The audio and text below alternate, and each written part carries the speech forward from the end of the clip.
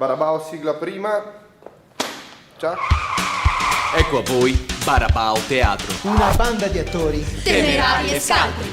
Abbiamo sfidato alcune scuole della provincia di Padova e Rovigo A creare un talk show televisivo.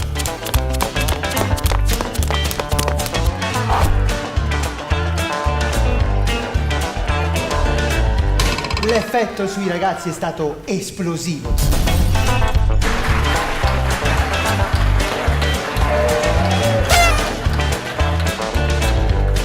Tutto comincia con la Ban Mimè.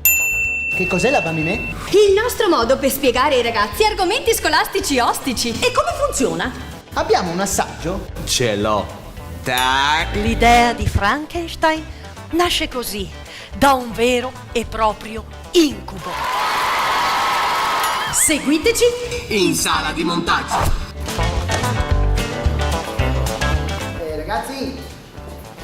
Ragazzi, dove siete? Ragazzi?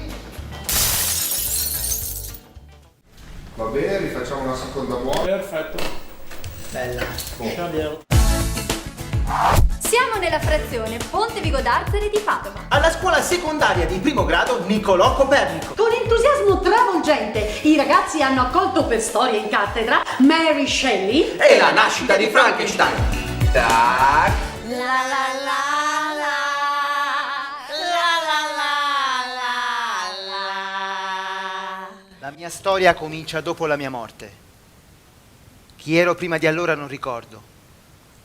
Sono stato condannato a rinascere per vivere eternamente solo, in un interminabile ed immortale esilio. L'uomo comune mi dà la caccia e la mia maledizione lo perseguita. Non ho un nome, tutti ricordano il nome di mio padre, Frankenstein, ma la gente mi chiama... Paura, eh? Forse non tutti sanno che Frankenstein o il moderno Prometeo è stato scritto ormai 200 anni fa, tra il 1816 e il 1817. Ecco a voi l'autrice Mary Shelley. Mary Shelley nasce come Mary Wollstonecraft Goldwyn il 30 agosto del 1797 a Somerstown, Londra. È amore a prima vista. Mary ha 16 anni. Percy, 21. Ma è già sposato con Harriet Westbrook, con la quale ha anche una figlia. E fuggo con Mary, prima in Francia e poi in Svizzera. The Queen, the Queen, la la la la la la.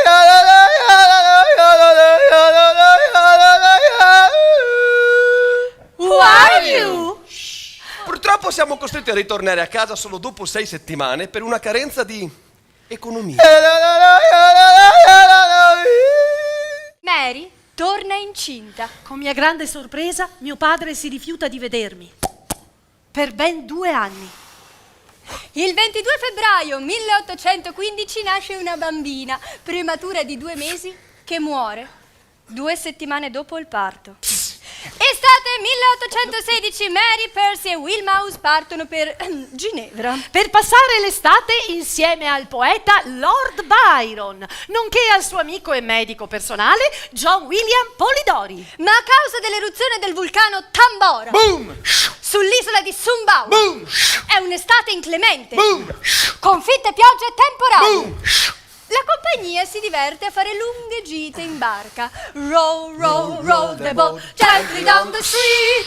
Merrily, merrily, merrily, merrily, life is but a dream. Ma a causa del maltempo si rifugia spesso in casa a leggere storie tedesche di fantasmi.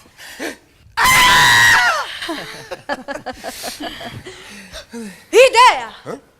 Ognuno di noi scriverà una storia di fantasmi. Mary non riesce ad avere nessuna idea. Fino a quando, una notte, ascoltando una discussione tra Percy Shelley e Lord Byron riguardante gli esperimenti scientifici di Erasmus Darwin e Luigi Galvani, ha una visione. Vidi il pallido studioso di arti scellerate di fronte alla cosa che aveva creato. Vidi il terribile fantasma di un uomo che prende vita grazie a potenti scosse elettriche.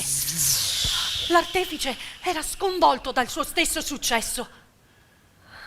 L'idea di Frankenstein nasce così, da un vero e proprio incubo. Il romanzo viene pubblicato nel gennaio del 1818 ed è un immediato e inaspettato successo! Un anno dopo la morte di mio marito, sono ritornata a Londra, dove mi sono dedicata totalmente alla mia carriera di scrittrice, per poter mantenere il mio unico figlio, Percy Florence. Quando scrissi Frankenstein, avevo 20 anni. Morte e dolore erano solo parole che non trovavano una vera risonanza nel mio cuore. Oggi la realtà sostituisce l'immaginazione.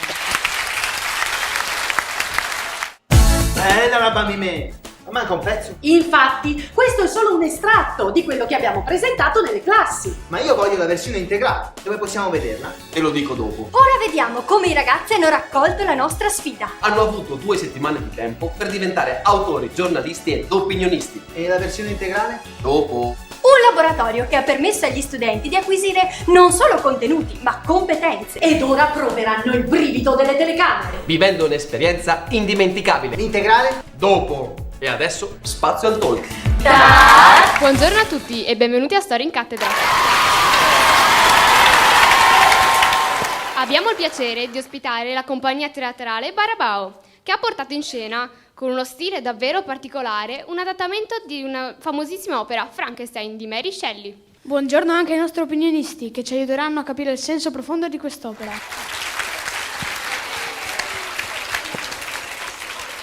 Cominciamo da Ivan dei Barabao. Come mai Frankenstein? Eravamo in scena con un altro spettacolo e il nostro regista, dopo una scena molto particolare, anche abbastanza cruda e violenta, ha detto: Ivan, hai la faccia del mostro, quindi devi assolutamente sfruttarla, e da lì è venuta l'idea di poi lavorare sul copione di Frankenstein. Dottoressa Grigio, perché quest'opera è così attuale? Il libro pubblicato da Mary Shelley nel 1818 parla dello scienziato Victor Frankenstein che, sfidando la natura, dà vita a una creatura costruita con pezzi di cadaveri. Esso però vive in solitudine, è un emarginato, perché è orribile e spaventa tutti quelli che incontra. Perché si evita il diverso? Perché è così spesso collegato alla negatività? Il diverso fa paura e la paura dopo si evolve in odio. È a questo punto che le persone evitano il diverso. Il problema è che le persone giudicano sempre l'esterno e hanno condannato Frankenstein alla solitudine. La diversità è come una montagna che si fa tanta fatica a scalare. Ma se alla fine ci riesci e arrivi in cima, allora sì che ci hai guadagnato. Perché secondo lei, dottoressa Celeste, la storia è stata rappresentata su una cattedra? La cattedra nella scuola costituisce il praticabile, ciò che è possibile. È un palco mobile, un teatro in valigia. Il teatro ha questo di bello, un'energia che arriva proprio a tutti e supera ogni diversità. È una prospettiva interessante, soprattutto se consideriamo il modo in cui la società contemporanea si relaziona ai concetti come diversità e perfezione. Frankenstein ci insegna il valore della diversità. Lui era considerato un mostro per il suo aspetto, ma invece era sensibile e socievole. Lo hanno trasformato in una macchina di morte, pronta ad uccidere tutti coloro che avevano ucciso la sua sensibilità. È necessario capire che è stato l'isolamento a creare il vero mostro. Torniamo sulla questione della perfezione. Certo, è uno dei temi fondamentali dell'opera. Victor vuole creare l'uomo perfetto, unendo parti perfette di altri corpi. Ma, finito l'esperimento, si stupì di quanto fosse abominevole. Infatti, la creatura non era affatto perfetta. Questo accade per dirci che la perfezione non esiste. Possiamo avvicinarci alla perfezione? No, non possiamo avvicinarci, ma possiamo incontrarla. Dove? Possiamo incontrarla nelle persone che amiamo e nelle persone che ammiriamo. La perfezione, infatti, si trova nei nostri valori. Parliamo ora dei caratteri dei personaggi. Perché la scrittrice titola il romanzo Frankenstein o il moderno Prometeo? Come Prometeo aveva sfidato Zeus portando contro il suo volere il fuoco agli uomini, così Victor sfida Dio e supera i limiti umani creando un essere vivente. Potremmo dire che entrambi vengono puniti per aver varcato quei limiti. Dottoressa Ametista, secondo lei Frankenstein può essere considerato un classico contemporaneo? Sì, certo, perché affronta tra gli altri il tema delle paure più profonde dell'uomo. La creatura è l'esempio del diverso, che in quanto tale causa repulsione, paura fino al terrore. Il diverso, in particolare il disabile, è stato considerato un castigo divino nelle società antiche, una creatura diabolica generata da una madre colpevole, e bruciavano entrambi il surrogo. Ricordiamo che poco meno di 90 anni fa, in Germania, i bambini che nascevano deformi venivano ricoverati in reparti speciali, dove li lasciavano morire di fame o uccisi lentamente. Frankenstein ci aiuta a riflettere anche su queste cose. Dottoressa Giada, Frankenstein cosa cominciò a fare quando suo padre si rifiutò di creare per lui una compagna? Lui perde ogni speranza e si sente condannato ad un isolamento eterno. A quel punto decide di rendere infelice la vita di chi lo ha generato. Quanto il pregiudizio ha influenzato e influenza le relazioni umane? Il pregiudizio ha da sempre condizionato le relazioni tra le persone. Esso si basa su un'opinione falsata dalle apparenze, dal colore della pelle, dalla forma del viso, dall'abbigliamento, dai pettegolezzi di altre persone. Quasi nessuno nel romanzo ha avuto la capacità e il desiderio di andare oltre l'aspetto fisico, di conoscere i sentimenti e le emozioni di quella creatura. In questo senso la letteratura diventa specchio della realtà. La diffidenza, se non l'aperta ostilità verso gli stranieri, ne è una prova evidente. Victor Frankenstein ha voluto ricreare la vita assemblando pezzi di vari corpi, con l'ambizione di creare una creatura perfetta.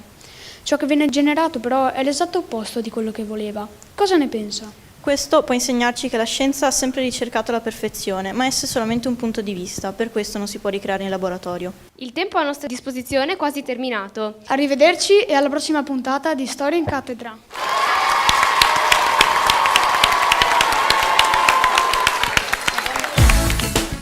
Dove potete rivedere le nostre puntate? Quali puntate? La versione integrale. Sul nostro sito www.barabaoteatro.it. Sulla pagina Facebook, Sempre Barabao Teatro. Dove potete mettere un like. oppure sulla pagina Facebook di 7 Gold. 7 e dintorni. E anche lì potete mettere un like. Ci vediamo Alla prossima puntata!